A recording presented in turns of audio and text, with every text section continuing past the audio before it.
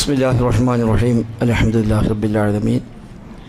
അല്ലാഹുമ്മ സ്വല്ലി അലാ മുഹമ്മദിൻ വഅലാ ആലി മുഹമ്മദ് കമാ സ്വല്ലൈത അലാ ഇബ്രാഹിം വഅലാ ആലി ഇബ്രാഹിം ഇന്നക ഹമീദും മജീദ്. അല്ലാഹുമ്മ ബാരിക് അലാ മുഹമ്മദിൻ വഅലാ ആലി മുഹമ്മദ് കമാ ബാറക്ത അലാ ഇബ്രാഹിം വഅലാ ആലി ഇബ്രാഹിം ഇന്നക ഹമീദും മജീദ്. അമ്മാ ബഅദു ഫഇന്ന ഖൈറൽ കലാമി കലാമുല്ലാഹ് وخير السنن سنن محمد صلى الله عليه وسلم وشر الأمور محدثاتها وكل محدثة بدعة وكل بدعة ضلالة وكل ضلالة في النار. أعوذ بالله من الشيطان الرجيم. بسم الله الرحمن الرحيم. يا أيها الذين آمنوا اتقوا الله حق تقاته ولا تموتن إلا وأنتم مسلمون. ബഹുമാന്യരായ വിശ്വാസികളെ, റഹ്മാനായ റബ്ബ് സുബ്ഹാനഹു വ തആലയുടെ നിയമ നിർദ്ദേശങ്ങൾ കഴിവിൻ്റെ പരമാവധി ജീവിതത്തിൽ പാലിക്കാൻ ശ്രമിച്ചുകൊണ്ട് മുത്തഖീങ്ങളായി ജീവിക്കണമെന്ന് പ്രത്യേകമായി ഓർമ്മപ്പെടുത്തുകയാണ്. അല്ലാഹു സുബ്ഹാനഹു വ തആല നമുക്കെല്ലാം അതിന് തൗഫീഖ് പ്രദാനം ചെയ്യുമാറാവട്ടെ. ജീവിതത്തിൻ്റെ എല്ലാ മേഖലയും അല്ലാഹു തആല ഖൈറും ബറക്കത്തും ധാരാളമായി നമ്മയെല്ലാം വർഷിക്കുമാറാവട്ടെ. നമ്മുടെ കൂട്ടത്തിൽ പ്രയാസപ്പെടുന്ന പല ആളുകളും വ്യത്യസ്തമായ ശാരീരിക മാനസിക ബുദ്ധിമുട്ടുകൾ അനുഭവിക്കുന്നവർ, അവർക്കെല്ലാം ആശ്വാസം പ്രദാനം ചെയ്യുമാറാവട്ടെ. സത്യവിശ്വാസി എന്നത് ഒരു വടവൃക്ഷം പോലെയാണ് എന്നാണ് വിശുദ്ധ ഖുർആനും തിരുസുന്നത്തുകളും ഒക്കെ പഠിപ്പിക്കുന്നത്. ഒരിക്കൽ നബിയും സ്വഹാബിമാരും ഒന്നിച്ചിരിക്കുമ്പോൾ നബി തങ്ങൾ സ്വഹാബത്തിനോട് ഒരു ചോദ്യം ചോദിച്ചു. ഒരു മരമുണ്ട്, ആ മരത്തിൻ്റെ എല്ലാ ഭാഗവും ഉപകാരമുള്ളതാണ്, അത് പൂർണ്ണ സമയം പോലും ഇല്ല, എന്തെങ്കിലും ഒരു ഉപകാരമില്ലാത്ത ഒന്നും ആ മരത്തിലില്ല.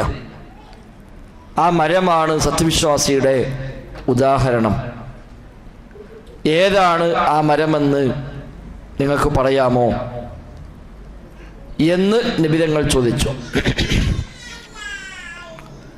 സ്വഹാബിമാർ പല മരങ്ങളെയും കുറിച്ച് മനസ്സിലിങ്ങനെ ആലോചിച്ചു ഏതായിരിക്കുമെന്ന്. സ്വഹാബത്ത് പറയണേ, ഞങ്ങൾക്കിത് പറയാൻ മടി, നീ പറഞ്ഞിട്ട് അത് തെറ്റിയാലോ. അബൂബക്കർ സിദ്ദീഖ്, ഉമർ ഖത്താബ് ഒക്കെ ഉണ്ട് അവിടെ സദസ്സിൽ. ഉമർ ഖത്താബിൻ്റെ മകൻ അബ്ദുള്ള, അന്ന് ചെറിയ പ്രായമാണ്. ആ അബ്ദുല്ലാഹിബിൻ ഉമർ അദ്ദേഹം പറയും, എൻ്റെ മനസ്സിങ്ങനെ തോന്നി അത് ഈത്തപ്പനയാണ് എന്ന്. പക്ഷെ പറഞ്ഞില്ല. ഇനിയിപ്പോൾ വലിയ വലിയ വലിയ ആളുകൾക്ക് ഇരിക്കും, അതിലിടയ്ക്ക് ഞാൻ കയറി പറഞ്ഞിട്ട് അഥവാ തെറ്റിപ്പോയാൽ അതൊരു മോശത്തരല്ലേ. ഇവിടെ ഞാനത് പറഞ്ഞില്ല. അത് നബി തങ്ങൾ ചോദിച്ചു, ഉത്തരമുണ്ടോ? ആർക്കും ഉത്തരമില്ല. അവസാന നബി ഉത്തരം പറഞ്ഞു, ഈത്തപ്പന മരമാകുന്നു. കഴിഞ്ഞു പോകുമ്പോൾ വാപ്പാനോട് ഇബ്നു ഉമർ പറയുന്നുണ്ട്, എൻ്റെ മനസ്സിലിങ്ങനെ അപ്പോഴേ തോന്നിയിരുന്നു ഈത്തപ്പനയാണെന്നുള്ളത്, പിന്നെ നിങ്ങളൊക്കെ ഉണ്ടാകുമ്പോൾ ഞാൻ പറയണത് ശരിയല്ലല്ലോ എന്നതുകൊണ്ട് പറയാതിരുന്നതാണ്.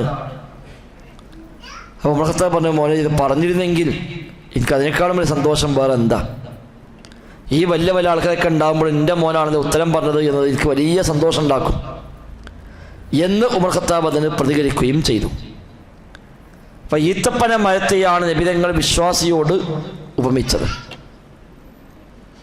വിശുദ്ധ ഖുർആൻ എടുത്തു പറഞ്ഞു, ലാ ഇലാഹ ഇല്ലല്ലാഹ് എന്ന് സ്വീകരിച്ച ആ വചനത്തിൻ്റെ ഉദാഹരണം കശജറത്തിൻ ത്വയ്യിബ അസ്ലുഹാ സാബിത്തുൻ വഫർഉഹാ ഫിസ്സമാ തുഅതി ഉകുലഹാ കുല്ല ഹീനിൻ ബിഇദ്നി റബ്ബിഹാ.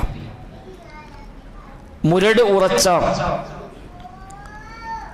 അതിൻ്റെ ശാഖകൾ ഉപരിയിൽ വിശാലമായി കിടക്കുന്ന ഒരു മരം പോലെയാകുന്നു സൽവചനത്തിൻ്റെ ഉപമ. തുഅതി ഉകുലഹാ കുല്ല ഹീനിൻ ബിഇദ്നി റബ്ബിഹാ. എല്ലാ സമയത്തും റബ്ബിൻ്റെ അനുമതി പ്രകാരം അതിൻ്റെ പഴവർഗ്ഗങ്ങളെ അത് നൽകിക്കൊണ്ടിരിക്കുന്നു. അതാണ് കലിമത്ത് ഷഹാദയുടെ ലാ ഇലാഹ ഇല്ലല്ലാഹയുടെ ഉപമയെന്നാണ് അല്ലാഹു തആല എടുത്തു പറഞ്ഞത്. വിശ്വാസി ഒരു മരം പോലെ എല്ലാവർക്കും തണലാകേണ്ടവരാണ്. മരം വെട്ടാൻ വന്ന ആൾക്ക് വരെ തണലാണ് മരം. അയാൾ വന്നത് ആ മരം വെട്ടാനാണ്. എന്നാലും നടന്ന് ക്ഷീണിച്ച് വന്ന് കുറച്ച് സമയം റെസ്റ്റ് എടുത്തിട്ട് പണി തുടങ്ങാം എന്ന് വിചാരിച്ചാൽ റെസ്റ്റ് എടുക്കലെവിടെ? ആ മരത്തിൻ്റെ തണലാണ്. എന്നെ വെട്ടാൻ വന്ന ആൾക്ക് ഞാൻ തണൽ കൊടുക്കൂല എന്ന് മരം വിചാരിക്കുന്നില്ല. അയാളുടെ പശി അകറ്റാൻ ആ മരത്തിലെ പഴം തന്നെയാണ് പലപ്പോഴും അയാൾ പറിച്ചു തിന്നുക. അയാൾക്കും ആ മരം പഴം നൽകുന്നുണ്ട്. ഒരു വലിയ മരത്തിൽ പഴത്തിൻ്റെ ആധിക്യമുണ്ടാകും തോറും അതിലെ കൊമ്പുകൾ താഴുകയാണ് ചെയ്യുക. എത്ര വലിയ പഴമുണ്ടോ അത്രയും കൊമ്പ് താവും. എത്ര എണ്ണം പഴമുണ്ടോ അതിനനുസരിച്ച് ഇങ്ങനെ കൊമ്പുകൾ താന്നു വരും. പഴം കൂടുമ്പോൾ കൊമ്പ് പൊന്തല്ല ചെയ്യാം. വിശ്വാസിക്ക് അറിവും സൗകര്യവും സമ്പാദ്യവും ഒക്കെ കൂടുന്നതനുസരിച്ച് വിനയവും താഴ്മയുമാണ് അവനിൽ ഉണ്ടാവേണ്ടത് എന്നർത്ഥം. ആ മരം എല്ലാവർക്കും ഒരു അത്താണിയാണ്. മനുഷ്യർക്ക് മാത്രമല്ല, പക്ഷികൾക്കും മൃഗങ്ങൾക്കും പോലും അത് അത്താണിയാണ്. ഒരുപാട് പക്ഷികളാണ് ഒരു മരത്തിൽ കൂട് കൂട്ടി പാർക്കുക. ഒരുപാട് ജീവികൾ ഒരു മരത്തിലുണ്ടാവും. ഉറുമ്പ് മുതൽ വ്യത്യസ്തമായ ജീവികൾ ഒരു മരത്തിൽ താമസമാക്കും. കടന്നു പോകുന്ന ഒരുപാട് ജീവികൾക്ക് ആ മരം ആശ്വാസമാകും. കാക്കകൾ പോലെയുള്ള ജീവികൾ അതിൽ വന്നാണ് പലപ്പോഴും ഇരിക്കാറുള്ളത്. ഭൂമിക്കത് ആശ്വാസമാണ് ആ മരം. അതിൽ വേരുകൾ അടിയിലേക്ക് ഇറങ്ങിയിട്ടുണ്ട്. ഭൂമിക്ക് ഒരുപാട് നന്മകൾക്ക് നിമിത്തമാണ് ഒരു വലിയ വൃക്ഷമുണ്ടാവുക എന്നത്. ഇതാണ് ഒരു വിശ്വാസിയുടെ ഉപമ. എപ്പോഴും നന്മകൾ മാത്രം ചെയ്യുന്ന, എല്ലാവർക്കും നന്മ ചൊരിയുന്ന, ആർക്കും തന്നെ കൊണ്ട് ഒരു ബുദ്ധിമുട്ടില്ലാത്ത, മുരടുറച്ച ഒരു മരം. തുഅതി ഉകുലഹാ കുല്ല ഹീനിൻ ബിഇദ്നി റബ്ബിഹാ. എല്ലാ സമയത്തും റബ്ബിൻ്റെ അനുമതി പ്രകാരം അതിൻ്റെ ഫലവർഗ്ഗങ്ങളെ അത് നൽകിക്കൊണ്ടിരിക്കുന്നു. അങ്ങനെ ആവണം നമ്മളൊക്കെ. ആർക്കെന്ത് പ്രയാസമുണ്ടോ അവിടെ നമ്മളുണ്ടാകണം ഉളത്താണയായി. ഒരാൾക്കൊരു വിഷമുണ്ടോ, അന്നാളത്ത് പോയി ഒക്കെ അയാളൊന്ന് പോയി സംസാരിച്ചാൽ തന്നെ കുറെ സമാധാനമാണ്. അയാളൊന്ന് കണ്ടാൽ മതി, അയാളൊന്ന് വിളിച്ചാൽ മതി എന്ന് പറഞ്ഞ ആളുകൾക്ക് ഓടി വരാവുന്നൊരു അത്താണിയായി നമുക്ക് മാറാൻ പറ്റണം. എന്ത് വിഷമുണ്ടെങ്കിലും ഒന്ന് വന്ന് കണ്ടു പറഞ്ഞ ഒന്നുമില്ലെങ്കിൽ സാരല്ലടാ, അതൊക്കെ ഇപ്പം എല്ലാവർക്കും അങ്ങനെ തന്നെ, ക്ഷമിക്ക്, നമ്മളൊക്കെ തോൽക്ക, സാരല്ല എന്ന് പറഞ്ഞ് ഒന്ന് സമാധാനിപ്പിച്ചാൽ തന്നെ ആളുകൾക്കത് വലിയ സമാധാനമാണ്. അങ്ങനെ ജനങ്ങൾക്ക് അത്താണിയായി നിലകൊള്ളുന്നവനാകണം സത്യവിശ്വാസി. ഹദീസിൽ കാണാം, അൽ മുഅ്മിൻ യഅ്ലിഫു വയുഅ്ലഫു. സത്യവിശ്വാസി ഇണങ്ങുന്നവനാണ്, ഇണങ്ങാൻ പറ്റുന്നവനാണ്. ഇണങ്ങുന്നവനാണ്, ഇണങ്ങാൻ പറ്റുന്നവനാണ് സത്യവിശ്വാസി. എല്ലാവരുമായും അങ്ങോട്ട് ഇണങ്ങും, എല്ലാവർക്കും ഇങ്ങോട്ട് ഇണങ്ങാനും പറ്റും. അതാണ് ഒരു വിശ്വാസിയുടെ ഉദാഹരണം. അതുകൊണ്ട് സഹോദരങ്ങളെ, നമ്മളും ആ നിലക്ക് ആകാനാണ് ശ്രമിക്കേണ്ടത്. അതല്ലാതെ ആരുമായും ഇടപഴകാതെ, ആർക്കും അടുക്കാൻ പറ്റാതെ, ഒരാളുമായി മിങ്കിളാവാതെ, ക്രൂരമായ സ്വഭാവമായി എല്ലാവരും വെറുപ്പിച്ചും അകറ്റിയുമല്ല ഒരു വിശ്വാസി നിൽക്കേണ്ടത്. ആ ഒരു മാറ്റത്തിന് നമ്മൾ തയ്യാറാകണം എന്നാണ് സൂചിപ്പിക്കാറുള്ളത്. അല്ലാഹു തആല നമുക്കെല്ലാം അല്ലാഹ് ഇഷ്ടപ്പെട്ട ഒരു ജീവിത രീതി നൽകി അനുഗ്രഹിക്കുമാറാവട്ടെ. ഖുതുബയിൽ സൂചിപ്പിച്ച പോലെ സ്വർഗത്തിൽ ചെന്ന് കാലുകുത്തണം. അതുവരെ വിശ്വാസിക്ക് സമാധാനമില്ല. അതിനുവേണ്ടി കഠിനാധ്വാനം ചെയ്യാൻ തയ്യാറാകണം. ഏത് സമയത്തും മരണം സംഭവിച്ചേക്കാം. അതുകൊണ്ട് ഈമാനോടെ മരിച്ച് തൗഹീദോടെ ജീവിച്ച് സ്വർഗത്തിലേക്ക് എത്താൻ നമുക്ക് സാധിക്കണം. നമ്മളെക്കൊണ്ടൊരാൾക്കും ബുദ്ധിമുട്ടുണ്ടാകാൻ പാടില്ല എന്ന നിർബന്ധ ബുദ്ധി നമുക്കുണ്ടാവണം. കഴിവനുസരിച്ച് നന്മകൾ ചെയ്യുക, പാലിക്കേണ്ട എല്ലാ മര്യാദകളും നമ്മൾ പാലിക്കുക. എവിടെയും ഒരാൾക്കും ബുദ്ധിമുട്ടില്ലാതിരിക്കാൻ ഇസ്ലാം പ്രത്യേകമായി പഠിപ്പിക്കുന്നുണ്ട്. ഇസ്ലാമിൻ്റെ അടിസ്ഥാന തത്വങ്ങളിൽപ്പെട്ട തത്വമാണ് ലാ ളററ വലാ ളിറാറ. ബുദ്ധിമുട്ടില്ല, ബുദ്ധിമുട്ടിക്കലില്ല. ഇസ്ലാമിലെ ആയിരക്കണക്കായ മസലകൾ നിലകൊണ്ടത് ഈ തത്വത്തിലാണ്. ബുദ്ധിമുട്ടില്ല, ബുദ്ധിമുട്ടിക്കലില്ല. മതം എവിടെയും ഒരാളെ ബുദ്ധിമുട്ടിച്ചിട്ടില്ല. നിസ്കരിക്കാൻ പറഞ്ഞു, നമ്മോട് നിൽക്കാൻ വയ്യെങ്കിൽ ഇരുന്ന് നിസ്കരിച്ചു പറഞ്ഞു, ഇരിക്കാൻ വയ്യ കിടക്കാൻ പറഞ്ഞു, പൊതുവെ ചെയ്യാൻ വയ്യേ എന്നാൽ തൈമം ചെയ്യാം, തൈമം ചെയ്യാൻ കഴിയില്ലേ എന്നാൽ വേണ്ട, അങ്ങനെ നിസ്കരിച്ചാൽ മതി. ബുദ്ധിമുട്ടിക്കലില്ല മതത്തിൽ. നോമ്പ് നോക്കാൻ വയ്യ, യാത്രക്കാരനാണ്, ഒന്ന് നോൽക്കണ്ട, വേറെ ദിവസം നോറ്റാൽ മതി. രോഗിയാണ്, നോൽക്കണ്ട, പിന്നെ നോറ്റാൽ മതി. അതിനും കഴിയില്ല എന്നാൽ വേണ്ട, അവന് പകരം ഫിദിയ ഒരു മുദ്ദ് നൽകിയാൽ മതി. ഇങ്ങനെ എല്ലാ രംഗത്തും അല്ലാഹു തആല ഒരുപാട് ആശ്വാസം നൽകി. കാരണം ഇസ്ലാമിൻ്റെ ബേസ് അതാണ്, ലാ ളററ വലാ ളിറാറ. മരിക്കാൻ പോവുകയാണ്, ആകെ പന്നിമാംസേ ഉള്ളൂ, ഇവിടെ തിന്നാനല്ല പറഞ്ഞത്, തിന്നോന്ന്. പന്നിമാംസ ഹറാമായി അപ്പം നോക്കണ്ട, അവനപ്പം ഹറാമില്ല, അവന് കുറ്റമില്ല, അവൻ തിന്നോട്ടെ എന്നാണ് അല്ലാഹു തആല പറഞ്ഞത്. ഇങ്ങനെ ബുദ്ധിമുട്ടിക്കാത്ത നയമാണ് ഇസ്ലാം എല്ലാ രംഗത്തും പഠിപ്പിച്ചിരിക്കുന്നത്. അതുകൊണ്ട് നമ്മുടെ മാതൃക്കാവാൻ പ്രത്യേകമായി ശ്രദ്ധിക്കണം എന്നാണ് പ്രത്യേകമായി സൂചിപ്പിക്കാനുള്ളത്. അല്ലാഹു തആല നമുക്കെല്ലാം ഖൈർ നൽകി അനുഗ്രഹിക്കുമാറാവട്ടെ.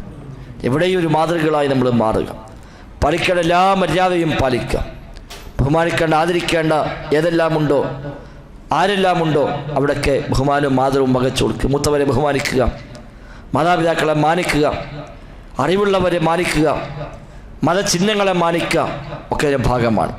പള്ളി അള്ളാഹുവിൻ്റെ ചിഹ്നമാണ്, ഖുർആൻ മതത്തിൻ്റെ ചിഹ്നമാണ്. അതിനൊക്കെ മാനിക്കൽ പ്രധാനമാണ്. പള്ളിയിലെ ശബ്ദകോലാഹലങ്ങൾ പാടില്ല.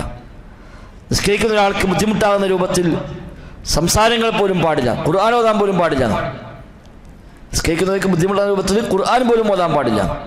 അത്രയേറെ ശ്രദ്ധ കൊടുത്തു ഇസ്ലാം ആ രംഗത്ത്. അതൊക്കെ പാലിച്ചുകൊണ്ട് നാം മുന്നോട്ട് പോവുക. റബ്ബ് സുബ്ഹാനഹു വ തആല നമുക്കെല്ലാം തൗഫീഖ് പ്രദാനം ചെയ്യുമാറാവട്ടെ. ബറക്കല്ലാഹു ഫീന ജമീഅ. ഇൻഷാ അല്ലാഹ് അനിവാര്യമായി അറിയേണ്ട വല്ലതുമുണ്ടെങ്കിൽ ചോദിക്കാം. ഏതാണ്ടൊക്കെ കഴിഞ്ഞ 3 ആഴ്ച ചോദിച്ചു കഴിഞ്ഞിട്ടുണ്ട്, ഇനി പതിവൊന്നും ഉണ്ടാവില്ല. അത്യാവശ്യം വല്ലതും ഉണ്ടെങ്കിൽ ചോദിക്കാം. ഒരു അരമണിക്കൂറൊക്കെ ഇരിക്കുള്ള കഴിയാൻ പോകും. അത്യാവശ്യമുള്ള ചോദ്യങ്ങൾ മാത്രം ചോദിക്കാം. ഒന്നുമില്ലെങ്കിൽ നമുക്കവിടെ അവസാനിപ്പിച്ച് വരികയും ചെയ്യാം. ഖുതുബയിൽ സൂചിപ്പിച്ച പോലെ 2-3 മരണങ്ങൾ ഈ ദിവസങ്ങളിൽ ഉണ്ടായിട്ടുണ്ട്. നമ്മുടെ ഇവിടെ യൂത്തിൻ്റെ ഭാരവാഹി കൂടിയായ യൂസുഫ് ഇവിടെ ദലിപ്പറമ്പ്, അദ്ദേഹത്തിൻ്റെ പിതാവ് കഴിഞ്ഞ ദിവസം മരണപ്പെട്ടു. അല്ലാഹു മഗ്ഫിറത്തും റഹ്മത്തും നൽകി അനുഗ്രഹിക്കുമാറാവട്ടെ. അതുപോലെ കോഴിക്കോട് ഇന്നലെ 2 മരണങ്ങൾ. നമ്മുടെ എല്ലാ സംരംഭങ്ങളെയും കാര്യമായി സപ്പോർട്ട് ചെയ്യുന്ന നമ്മൾ വളരെ വേണ്ടപ്പെട്ട ഒരു കുടുംബത്തിലെ ഒരു മകൻ അബുദാബിയിൽ വെച്ച് ഹൃദയാഘാതമുണ്ടായി മരണപ്പെട്ടു. മറ്റു സഹോദരൻ മെഡിക്കൽ കോളേജ് മണ്ഡലം വിസ്ഡം ഓർഗനൈസേഷൻ്റെ പ്രസിഡന്റ് കൂടിയാണ്. ഞാൻ ഖുതുബയിൽ പറഞ്ഞല്ലോ, അദ്ദേഹം ഇന്നലെയും തറാവീഹിന് പള്ളിയിൽ വന്ന ആളാണ്. അദ്ദേഹം പുലർച്ചെ മരണപ്പെട്ടു. അപ്പോൾ അവർക്കെല്ലാം മഗ്ഫിറത്തും റഹ്മത്തും നൽകി അനുഗ്രഹിക്കുമാറാവട്ടെ. ആമീൻ എന്ന പ്രാർത്ഥനയോടെ നമുക്ക് ചോദ്യത്തിലേക്ക് കടക്കാം. റബ്ബ് നമ്മിൽ നിന്ന് കബൂലാക്കുമാറാവട്ടെ. നമസ്കാരം.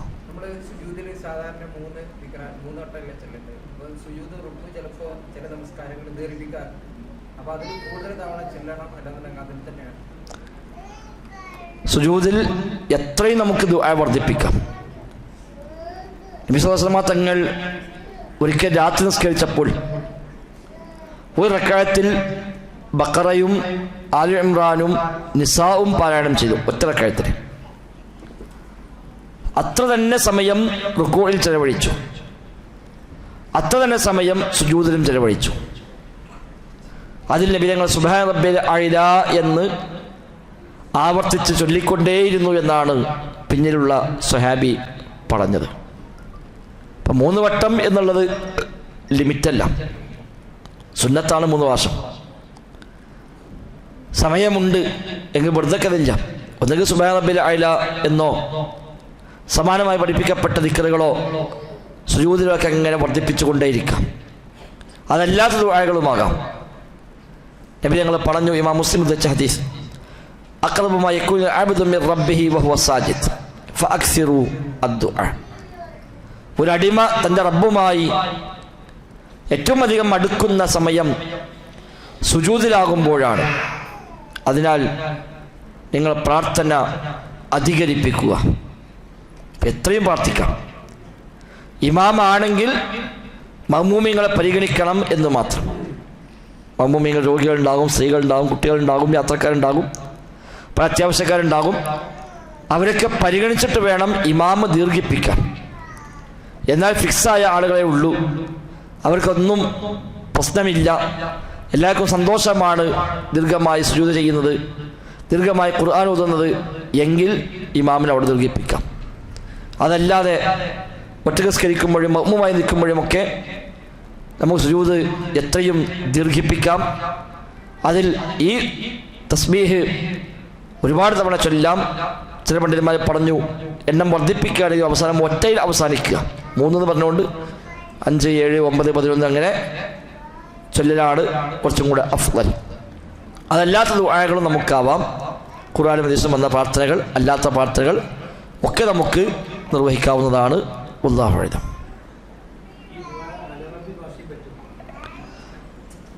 നിസ്കാരത്തിലെ പ്രാർത്ഥനകളിൽ അറബി ഭാഷയാണ് വേണ്ടത്. നിസ്കാരത്തിലെ ഭാഷ അറബിയാണ്. അറിയില്ലെങ്കിൽ അറബി പഠിക്കുകയാണ് വേണ്ടത്, അറബി ഇല്ലാത്ത ഭാഷ എന്നുള്ളതല്ല.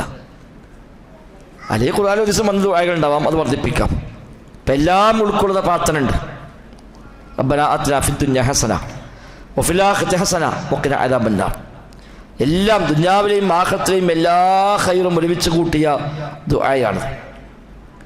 അബ്ദുല്ലാഹി ബിൻ ഉമർ റളിയല്ലാഹു അൻഹുമയോട് ഒരാൾ പറഞ്ഞു, എനിക്ക് വേണ്ടി നിങ്ങൾ ദുആ ചെയ്യുക. ഇബ്നു ഉമർ പറഞ്ഞു, റബ്ബനാ ആതിനാ ഫിദ്ദുനിയ ഹസന വഫിൽ ആഖിറതി ഹസന വഖിനാ അദാബന്നാർ എന്നാണ് ഇബ്നു ഉമർ റളിയല്ലാഹു അൻഹുമ പ്രാർത്ഥിച്ചത്. പറയാം. അപ്പം ഈ കേട്ട ആൾക്കത് തൃപ്തിയായില്ല. കേട്ട ആൾ പറഞ്ഞു, സിദ്, കുറച്ചും കൂടി എനിക്ക് വേണ്ടി ദുആ ചെയ്യും. അപ്പോഴും അദ്ദേഹം പറഞ്ഞു, റബ്ബനാ ആതിനാ ഫിദ്ദുനിയ ഹസന വഫിൽ ആഖിറതി ഹസന വഖിനാ അദാബന്നാർ. അപ്പോഴും ഇദ്ദേഹം പറഞ്ഞു, സിദ്, കുറച്ചുകൂടി ദീർഘിപ്പിക്കുകയും. അപ്പോഴും അദ്ദേഹം പറഞ്ഞു, റബ്ബനാ ആതിനാ ഫിദ്ദുനിയ ഹസന വഫിൽ ആഖിറതി ഹസന വഖിനാ അദാബന്നാർ. ശേഷം അദ്ദേഹം ചോദിച്ചു, ഇനി എന്താ നമുക്ക് വർദ്ധിപ്പിക്കാനുള്ളത്? ദുനിയാവിലെയും ആഖിറത്തിലെയും എല്ലാ ഖൈറും ചോദിച്ചു. ഞാൻ എല്ലാത്തിനും ഇപ്പം എന്താണ് എനിക്ക് വേണ്ടി ചോദിക്കാനുള്ളത് എന്നാണ് ഇബ്നു ഉമർ റളിയല്ലാഹു അൻഹുമ അദ്ദേഹത്തോട് പ്രതികരിച്ചത്. അപ്പം അങ്ങനെ ഖുർആനിലും ഹദീസിലും പഠിപ്പിക്കപ്പെട്ട ദുആകൾ പലതുമുണ്ട്. അത്തരം ദുആകൾ നമുക്ക് ഇതിൻ്റെ ഭാഗമായി ചൊല്ലാം. ഇനി അല്ലെങ്കിൽ നാവ് കൊണ്ട് പറയാതെ മനസ്സിൽ നമുക്ക് പ്രാർത്ഥിക്കാം. അല്ലാഹു തആലക്ക് ഭാഷ ആവശ്യമില്ല, നാവ് കൊണ്ട് പറയണമെന്നില്ല, അവിടെ ഭാഷയൊന്നുമില്ല. മനസ്സിൽ നമുക്ക് നാവ് കൊണ്ട് ഉച്ചരിക്കാത്ത രൂപത്തിലാവാം. വളരെ ഒറ്റപ്പെട്ട ചില പണ്ഡിതന്മാരൊക്കെ അറബിയില്ലാത്ത ഭാഷയിൽ പറ്റും എന്ന് പറഞ്ഞവരുണ്ട്. അത് പ്രോത്സാഹിപ്പിക്കേണ്ടതല്ല. അറബി അല്ലാത്ത ഭാഷയല്ല, അറബിയാണ് നിസ്കാരത്തിൻ്റെ ഭാഷ. അതാണ് അസ്ൽ. വല്ലാഹു അഅലം.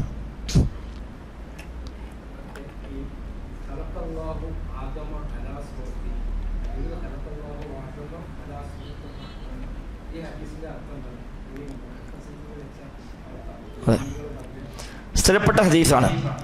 ഖലഖല്ലാഹു തആല ആദം അലാ സൂറത്തിഹി എന്ന ഹദീസ്. അല്ലാഹു തആല ആദം നബിയെ സൃഷ്ടിച്ചത് അവൻ്റെ രൂപത്തിലാകുന്നു എന്നാണ് ഹദീസ്.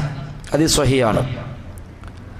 അഹ്ലുസുന്ന ഇത്തരം ഹദീസുകളെ സ്വീകരിച്ചു പോകുന്നത് സാധാരണ ഇപ്പോൾ ലോകത്ത് പഴയകാലം മുതൽ എടുത്തു കഴിഞ്ഞാൽ ഇത്തരം ഹദീസുകളുടെ വിഷയത്തിൽ അഹ്ലുസുന്നയുടെ നിലപാടുമുണ്ട്, അഹ്ലുൽ ബിദ്അഇന്റെ നിലപാടുമുണ്ട്.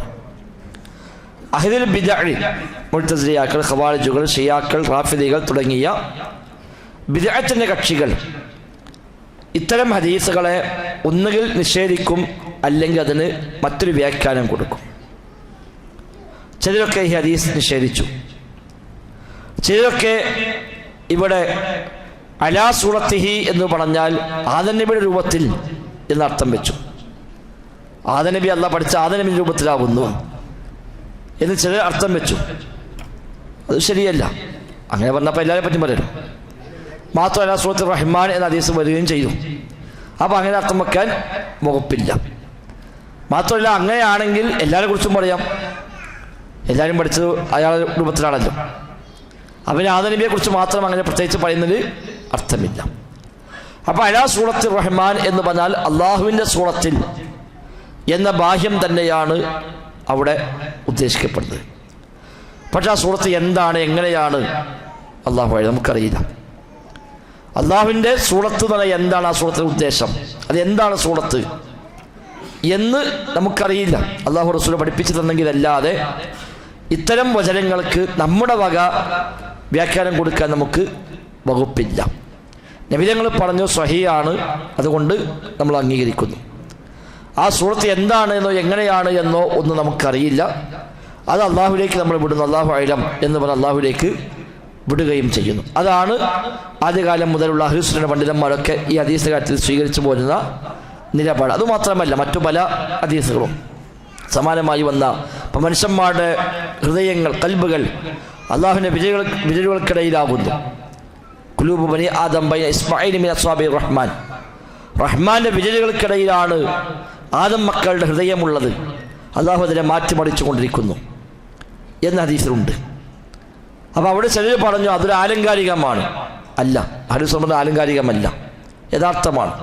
അതെങ്ങനെയാണ് അല്ലാഹു അഅലം, നമുക്കറിയില്ല. പടച്ച റബ്ബിനെ കുറിച്ച് നമുക്ക് ഉണ്ടാക്കി പറയാൻ പറ്റുകയില്ല. അപ്പോൾ അല്ലാഹു ഒരു കാര്യം പറഞ്ഞാൽ, റസൂൽ ഒരു കാര്യം പറഞ്ഞാൽ അത് സത്യമാണ്. ഇത്തരം ഹദീസുകളിൽ ഇത്തരം ആയത്തുകളൊക്കെ അഹ്ലുസുന്ന പൊതുവെ സ്വീകരിച്ച നയം അതാണ്. അല്ലാഹും റസൂലും എന്തൊക്കെ പറഞ്ഞോ അതെല്ലാം സത്യമാണ്. അതൊന്നും സൃഷ്ടികളെപ്പോലെ അല്ല. ആ നിലക്ക് ഉപമിക്കാനും പാടില്ല, എന്നാൽ നിഷേധിക്കാനും പാടില്ല. അതപ്പടി അംഗീകരിക്കുക. രൂപം, ഭാവം, വിശദാംശങ്ങളും അല്ലാഹു റസൂൽ പറഞ്ഞു തന്നാൽ നമുക്കത് സ്വീകരിക്കാം. അല്ലാഹു റസൂൽ പറഞ്ഞിട്ടില്ല എങ്കിൽ നമ്മുടെ വക നമുക്കതിന് ഒരു രൂപം പറയാനോ അത് വിശദീകരണം പറയാനോ അത് അങ്ങനെയാണെന്ന് പറയാനോ ഇങ്ങനെയാണെന്ന് പറയാനോ അങ്ങനെ അല്ല എന്ന് പറയാനോ ഒന്നും നമുക്ക് സാധ്യമല്ല എന്നതാണ് നാം തിരിച്ചറിയേണ്ടത്. വല്ലാഹു അഅലം.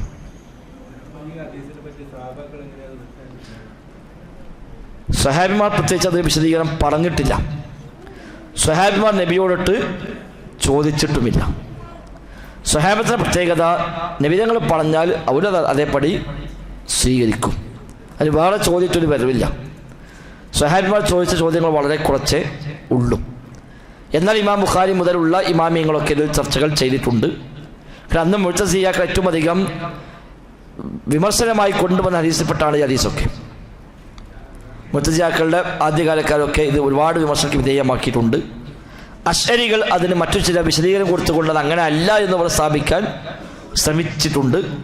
മാതുരീദികൾ അതിന് വ്യാഖ്യാനം കൊടുത്ത് ഒപ്പിക്കാൻ ശ്രമിച്ചിട്ടുണ്ട്. എന്നാൽ അതിനൊന്നും ആവശ്യമില്ല. ഇബ്നു തൈമിയ്യ റഹിമഹുല്ലാഹ്, ഇബ്നു ഖയ്യിം റഹിമഹുല്ലാഹ് അവരൊക്കെ ഇതിനെ ഞാൻ നേരത്തെ പറഞ്ഞ ആ തരത്തിലാണ് വിശദീകരണം നൽകിയതായി കാണുന്നത്. അല്ലാഹു അഅലം. അല്ല, അതുണ്ട്. അല്ല, ഇവിടെ ആദം നബിയെ സൃഷ്ടിച്ചു വന്നപ്പോഴാണ്. മറ്റേ സമാനം പറയാൻ ഒരുപാടുണ്ട്.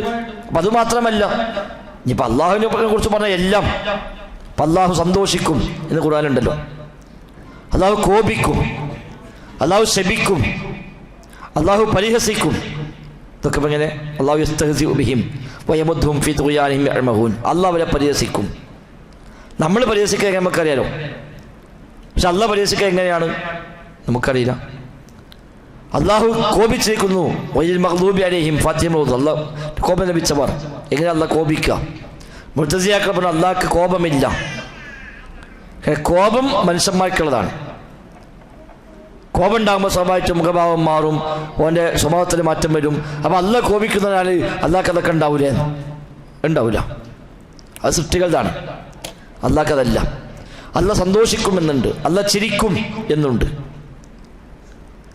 ഇതൊന്നും നമ്മൾ മനസ്സിലാക്കിയ ചിരിയോ സന്തോഷമോ പ്രയാസമോ ശാപമോ ഒന്നുമല്ല.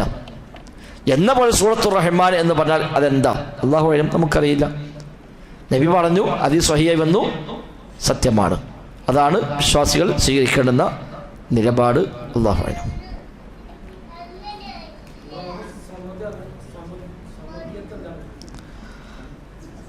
അല്ലാഹു സമദാണ്. എന്താണ് സമദിയത്ത്?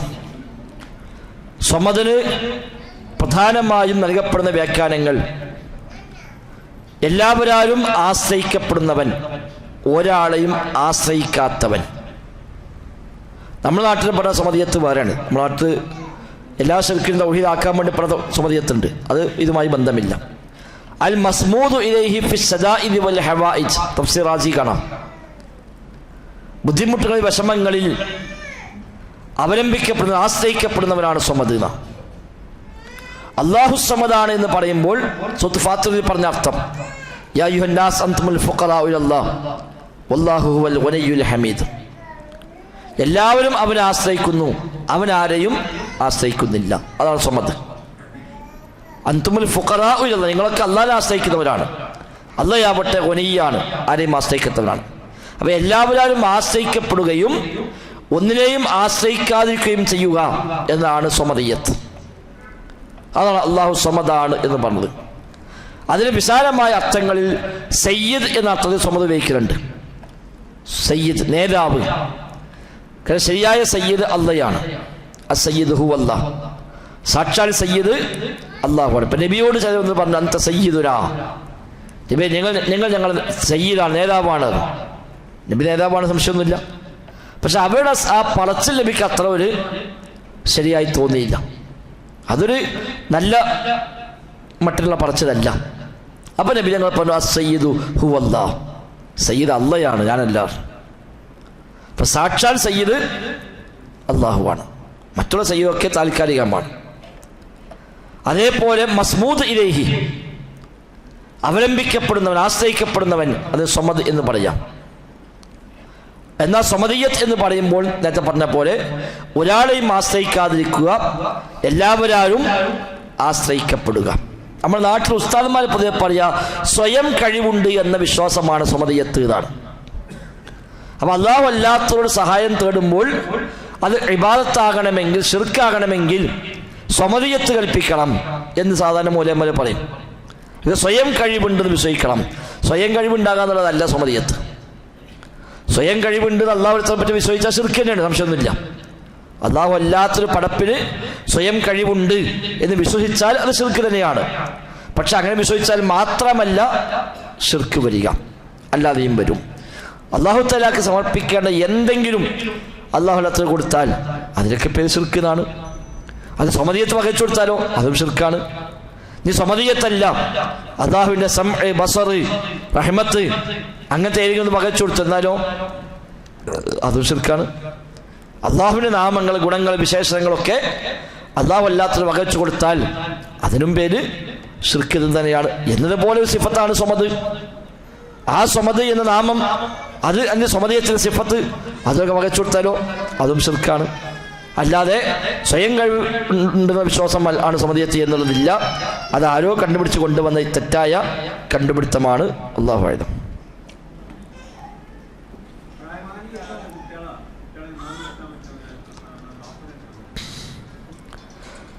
കുട്ടികളെ ഇമാമ നിർത്താം വകതിരിവെത്തിയത് മുതൽ.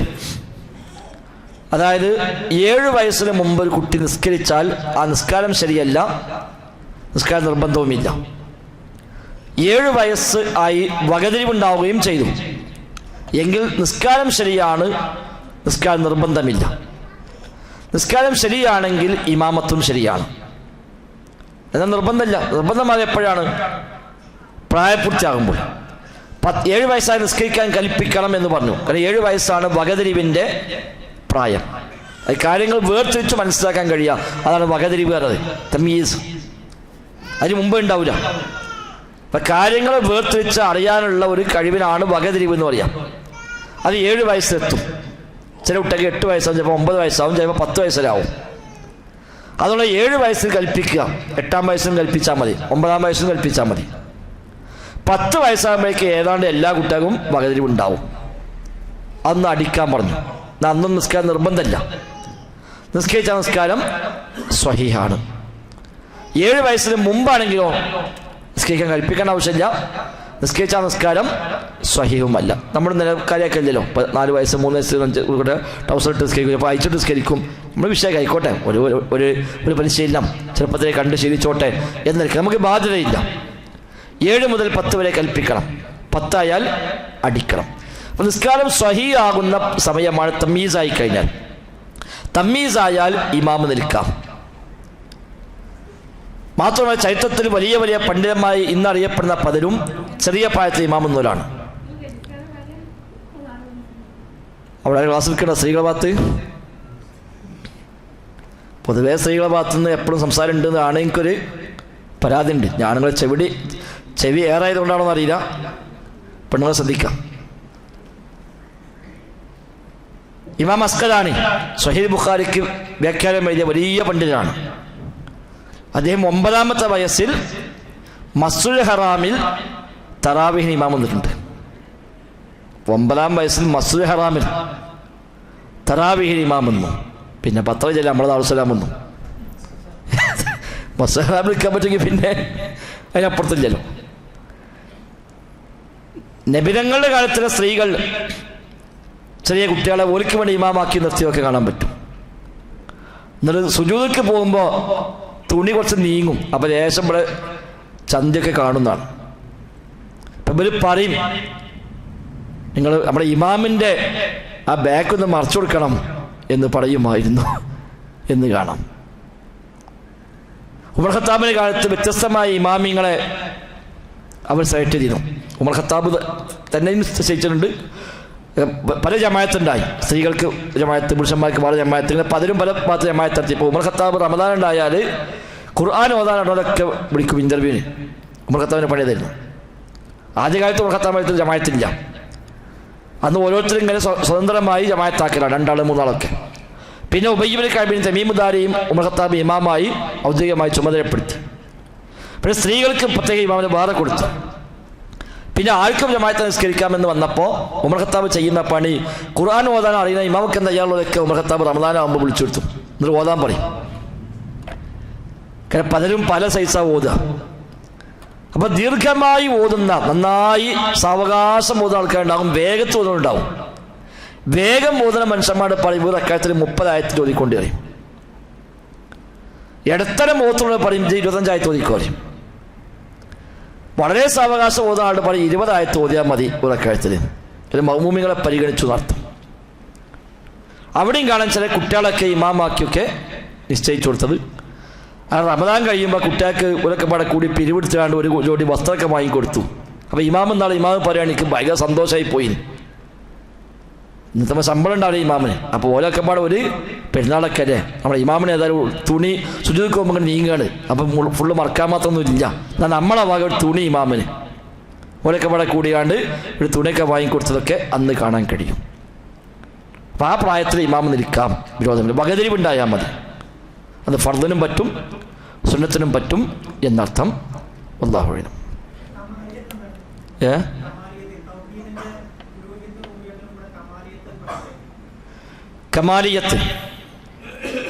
കമാലിയത്ത് തൗഹീദ് പ്രത്യേകമായി ഇനമല്ല. എന്നാൽ സൂഫികൾ പൊതുവെ കമാലിയത്തിൽ പറഞ്ഞു കൊണ്ടുവന്നിട്ടുണ്ട്. ഒരു പല രൂപത്തിൽ വ്യാഖ്യാനിച്ചിട്ടുണ്ട്. തൗഹീദിനെ ഇനമായി പറയുമ്പോൾ 3 ഇനമാണ് പറയുക: ഉലൂഹിയ്യത്ത്, റുബൂബിയ്യത്ത്, അസ്മാഉ സിഫാത്ത്. അതിൽ പെട്ടു കമാലിയത്ത്. അല്ലാഹു തആലയുടെ എല്ലാ സിഫത്തിലും അല്ലാഹു തആലക്കുള്ള ഒന്നാണ് കമാലിയത്ത്. അതായത് അല്ലാഹു തആലക്ക് പറഞ്ഞ ചില പദങ്ങൾ സൃഷ്ടികൾക്കും പറഞ്ഞിട്ടുണ്ട്. ഇപ്പം റഹ്മത്ത്, അല്ലാഹ് റഹ്മാനാണ്, അല്ലാഹ് റഹ്മത്തുണ്ട്. നമ്മോടും പറഞ്ഞു നിങ്ങൾ റഹ്മത്ത് ചൊരിയണം. ഇർഹമു മൻ ഫിൽ അർളി യർഹമുക്കും മൻ ഫിസ് സമാ. ഭൂമിയുള്ളവരോട് നിങ്ങൾ റഹ്മത്ത് ചെയ്യുക, ആകാശത്തുള്ളവൻ നിങ്ങളോട് റഹ്മത്ത് ചെയ്യും. അപ്പം മനുഷ്യന്മാർക്ക് റഹ്മത്ത്, അള്ളാഹ്ക്ക് റഹ്മത്ത്. ഈ 2 റഹ്മത്തും തമ്മിൽ വല്ല സാദൃശ്യവുമുണ്ടോ? ഇല്ല. അപ്പം എന്താ വ്യത്യാസം? അള്ളാഹുവിൻ്റെ റഹ്മത്ത് കാമിലാണ്, അതാ കമാലിയത്ത്. അവൻ്റെ മവദ്ദത്ത്, അവൻ്റെ സമഅ്, അവൻ്റെ ബസർ, അവൻ്റെ ലുത്ഫ്, എല്ലാ സിഫത്തുകളും കാമിലാണ്. അള്ളാഹ്ക്കാണ് കമാലിയത്തുള്ളത്. സൃഷ്ടികളിലെല്ലാം നാഖിസാണ്, പോരായ്മകൾ ഉള്ളതാണ്, പരിമിതമാണ്, നിശ്ചലമായൊരു അളവിൽ മാത്രമാണ്, അതിനപ്പുറത്തേക്ക് ഉണ്ടാവില്ല. അള്ളാഹുവിൻ്റേത് അതല്ല, പരിധിയില്ലാതെ പരിപൂർണമായതാണ് അവൻ്റെ എല്ലാ വിശേഷണങ്ങളും. അപ്പോൾ അള്ളാഹുവിൻ്റെ നാമങ്ങളെപ്പറ്റി, അവൻ്റെ വിശേഷണത്തെപ്പറ്റി പറയുമ്പോൾ അതിൻ്റെ സവിശേഷതയാണ് കമാലിയത്ത്. അതേപോലെ അള്ളാഹിൻ്റെ എല്ലാ നാമത്തിലും ഒരു സിഫത്ത് ഉൾക്കൊള്ളുന്നുണ്ട്, അവൻ്റെ സത്തയെയും അറിയിക്കുന്നുണ്ട്. റഹ്മാൻ എന്ന് പറഞ്ഞാൽ റഹ്മത്ത്, കാരുണ്യം എന്നതിനെ ഇത് അറിയിക്കുന്നു. അള്ളാഹുവിൻ്റെ സത്തയെയും അത് അറിയിക്കുന്നു. മനുഷ്യനായിക്കോളുന്നില്ല. മനുഷ്യൻ്റെ പേരിടും കരീം, ജവാദ്. ജവാദ് വലിയ ധർമ്മിട്ടൻ, പേര് കേട്ട് പോയി നോക്കുമ്പോൾ പെരും പിഷ്കനേക്കും ചിലപ്പോൾ. എന്നാൽ അള്ളാഹ്ക്കതല്ല, റഹ്മാൻ പേരിട്ട് റഹ്മത്തില്ലാതൊക്കെ ഉണ്ടാവില്ല. സൃഷ്ടികളിൽ ഇപ്പം പേരും ആ ദാത്തും യോജിക്കണം എന്നില്ല. അല്ലാഹു തആലയുടെ നാമങ്ങളും സിഫത്തുകളും യോജിച്ചേ വരുള്ളൂ. ആണ് അള്ളാഹുവിൻ്റെ എല്ലാ നാമത്തിലും ഒരു വിശേഷണമുണ്ട്. എല്ലാ നാമങ്ങളും അവൻ്റെ സത്തയെ അറിയിക്കുന്നുമുണ്ട്. മനുഷ്യൻ അതാകണം എന്നില്ല. അള്ളാഹുവിൻ്റെ നാമങ്ങളും വിശേഷങ്ങളും അയ്ബുകൾ ഒരു നിലക്കും ഇല്ലാത്തതാണ്. സൃഷ്ടികളിൽ അയ്ബുകൾ ധാരാളം ഉള്ളതാണ്. അപ്പം അവിടെയാണ് കമാലിയത്ത് പറഞ്ഞത്. അവൻ്റെ എല്ലാ സിഫത്തിലും ഉള്ള ഒരു വിശേഷണമാണ് കമാലിയത്ത്. കമാലിയത്ത് അള്ളാഹ്ക്ക് മാത്രമേ ഉള്ളതാണ്, ഒരു സൃഷ്ടിക്കും കമാലിയത്തില്ല. ഇമാം ഷാഫി റഹ്മത്തുള്ളാഹി പറയുന്നുണ്ട്, ഒരു കിതാബ് 70 വട്ടം വായിച്ചാൽ 70ാമത്തെ വായനയിലും അതിൽ അബദ്ധങ്ങൾ കാണും. അള്ളാഹിൻ്റെ കിതാബല്ലാത്തൊരു കിതാബും തെറ്റില്ലാത്തുണ്ടാവില്ല. അതുകൊണ്ട് എല്ലാ പുസ്തകത്തിലും പരിഷ്കരിച്ച പതിപ്പ്, ഒരു 5 കൊല്ലം കഴിയുമ്പോഴേക്ക് പരിഷ്കരിച്ച പതിപ്പ്. അതെന്തിനാ 5 കൊല്ലം കഴിയുമ്പോഴേക്ക് ഇതിൻ്റെ പലതും പിന്നെ ശരിയല്ലാന്ന് മനസ്സിലാവും. അപ്പോൾ എഡിറ്റിങ് വേണ്ടിരും. എന്നാ പടച്ചോൻ്റെ ഒന്നിനും അത് ആവശ്യമില്ല. ഖുർആൻ നല്ല കലാമാണ്, അപ്പോൾ എല്ലാ കമാലിയത്തുണ്ട്. അതുകൊണ്ട് 1400 കൊല്ലം കഴിഞ്ഞിട്ടും എവിടെയെങ്കിലും ഒരു അക്ഷരെങ്കിലും ഒരു പരിഷ്കരിക്കേണ്ട ആവശ്യം വന്നില്ല.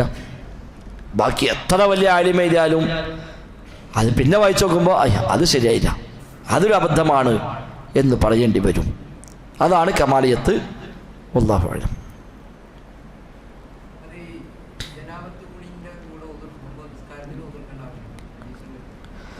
ജനാബത്ത് കുളിയുടെ സമയത്ത് വുളൂ ചെയ്താൽ ആ വുളൂ മതി നിസ്കാരത്തിന്.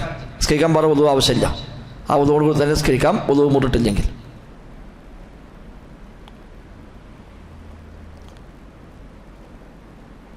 അറിവല്ലുണ്ടോ? ജാമ്യക്ക് ഞാൻ പൈസ വാങ്ങുമെന്ന് ആരും ചോദിക്കണം. ജലന്തപ്പത് അങ്ങനത്തെ സംശയം ആർക്കും ഇല്ല. സംശയം ഇല്ലല്ലേ? വാങ്ങുന്ന ഉറപ്പാണ്.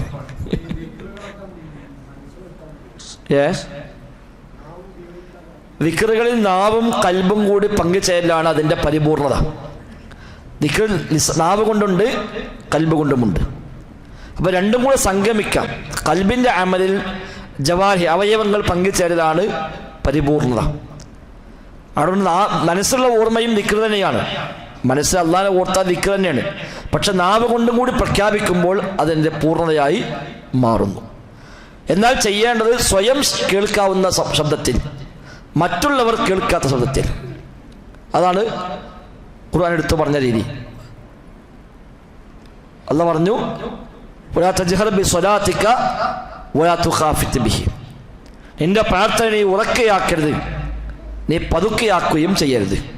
ഉറക്കെയുമല്ല പതുക്കെയുമല്ല. അഥവാ ലാ തജ്ഹർ, നീ ഉറക്കെയാക്കരുത്, ഹത്താ യസ്മഅ ഗൈറുക, മറ്റുള്ളവർ കേൾക്കുന്ന നിലയ്ക്ക്. വലാ തുഖാഫിത്, പതുക്കെയാക്കരുത്, ഹത്താ ലാ തസ്മഅ നഫ്സുക, നീ തന്നെയും കേൾക്കാത്ത രൂപത്തിൽ. അപ്പം നമ്മുടെ ശരീരം കേൾക്കുക, നമ്മൾ ചൊല്ലുന്ന നമ്മുടെ കാതുകൊണ്ട് കേൾക്കുക. എന്നാൽ എല്ലാവരും കൂടി കേൾപ്പിക്കണോ? വേണ്ട. അതാണ് പരിപൂർണമായ ദിക്ർ. അല്ലാഹു അഅലം. അപ്പോൾ ഏതായാലും റമദാൻ അവസാനത്തെ വെള്ളിയാഴ്ചയാണ്. ജാമ്യക്ക് പൈസ കൊടുക്കാത്ത ആരെങ്കിലും ഉണ്ടെങ്കിൽ ഇന്ന് കൊടുക്കണം. കൊടുത്തവർക്ക് പിന്നെയും കൊടുക്കാം, കൊടുത്തത് പിന്നെ വാങ്ങില്ലാന്നില്ല, എത്രയും പ്രാവശ്യം കൊടുക്കാം. നിലവിൽ 555 കുട്ടികൾ താമസിച്ച് പഠിക്കുന്നുണ്ട്. താമസവും ഭക്ഷണവും പഠനമൊക്കെ നമ്മൾ കൊടുക്കുകയാണ്. 33 ലക്ഷം രൂപ ഓരോ മാസം ചെലവഴിക്കുന്നുണ്ട്. ഇനിയിപ്പോൾ പുതിയ അഡ്മിഷനാണ്. ആ അഡ്മിഷൻ കഴിഞ്ഞാൽ 715 720 എണ്ണമാകും മൊത്തം കുട്ടികൾ തരും. ഏതാണ്ട് 42 ലക്ഷം രൂപയാണ് നമ്മൾ കണക്കാക്കിയത് ജൂൺ മുതൽ ഓരോ മാസവും. അപ്പോൾ എല്ലാവരും കൂടി കൊടുക്കേണ്ടത് വേറെ വഴിയൊന്നുമില്ല. ഞങ്ങളൊക്കെ റമദാൻ ഫുള്ള് യാത്രകളാണ് കളക്ഷന് വേണ്ടി. വെള്ളിയാഴ്ച ജുമയുള്ളതുകൊണ്ട് ഓടി പൊടിച്ച് മുടുക്കെത്തുന്നുള്ളൂ. അപ്പോൾ റമദാൻ ഇനിയിപ്പോൾ വെള്ളിയാഴ്ച അടുത്തല്ലേ ഉണ്ടാവുള്ളൂ ആയുസുണ്ടെങ്കിൽ. അവിടെ കൊടുക്കാൻ എല്ലാവരും കൊടുക്കണം. എത്ര ചെറുതും എത്ര വലുതും വാങ്ങും. റെസിറ്റ് ബുക്ക് ഉണ്ട്. ഞാൻ അവിടെ പുറത്ത് കൗണ്ടറുണ്ട്, അവിടെ കൊടുത്താലും മതി. എല്ലാ ശാഖയിലും റെസിറ്റ് ബുക്ക് ഉണ്ട്, അവിടെ കൊടുത്താലും മതി. എന്തായാലും ജാമ്യക്കുള്ള വിഹിതം കൊടുത്തു എന്ന് എല്ലാവരും ഉറപ്പ് വരുത്തുക. കൊടുത്തവർക്കും വീണ്ടും കൊടുക്കാം. റമദാൻ്റെ അവസാന ദിവസങ്ങളൊക്കെയാണ്. സ്വതക്കക്ക് വലിയ മഹത്വമുണ്ട്. അതൊക്കെ സക്കാത്ത് പറ്റും. സക്കാത്ത് തരികയാണെങ്കിൽ പ്രത്യേകം പറഞ്ഞു തരുന്നുള്ളൂ. സക്കാത്ത് നമ്മൾ പൊതുവായി ജാമ്യക്ക് മൊത്തത്തിൽ എടുക്കുന്നില്ല. സക്കാത്തിൽ ചെലവഴിക്കാൻ വകുപ്പുള്ള മേഖലകൾ പ്രത്യേകമായി ലിസ്റ്റ് ചെയ്ത് അതിലേക്ക് മാത്രമായി സക്കാത്ത് ഫണ്ട് വിനിയോഗിക്കാറാണ് ജാമ്യ ചെയ്യാറുള്ളത്. അപ്പോൾ സക്കാത്ത് കൊടുക്കുമ്പോൾ സക്കാത്താണെന്ന് പറയുക. അപ്പോൾ റെസീറ്റ് എഴുതുന്ന ആൾ പ്രത്യേകം അവിടെ നിന്ന് മാർക്ക് ചെയ്യും ഇത് സക്കാത്താന്നുള്ളത്. ആ റെസീറ്റ് അങ്ങോട്ട് എത്തുമ്പോൾ അതിന് സക്കാത്ത് വേറെയും ഡൊണേഷൻ വേറെയുമായി വേർതിരിക്കും. ഇപ്പോൾ സക്കാത്തിന് ഹെഡിലേക്കാണ് അത് വരവെക്കുക, ഡൊണേഷൻ ഹെഡിലേക്കുമാണ് വരവെക്കുക. അപ്പോൾ സക്കാത്ത് പറഞ്ഞു കൊടുത്തെങ്കിലേ നമുക്കതിന് ബാധ്യത ഉള്ളൂ. പറയാതെ കൊടുത്താൽ ഞങ്ങൾക്ക് ഉത്തരവാദിത്തമില്ല. നാളെ ഞാനാ ഇവിടെ നാളെ ദുഹറിന് ശേഷം ഞാനാ ക്ലാസ്. എനിക്കോർ മതി.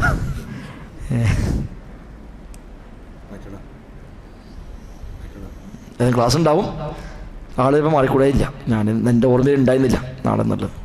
നാളെ ഒരു മീറ്റിംഗ് ഉണ്ട്.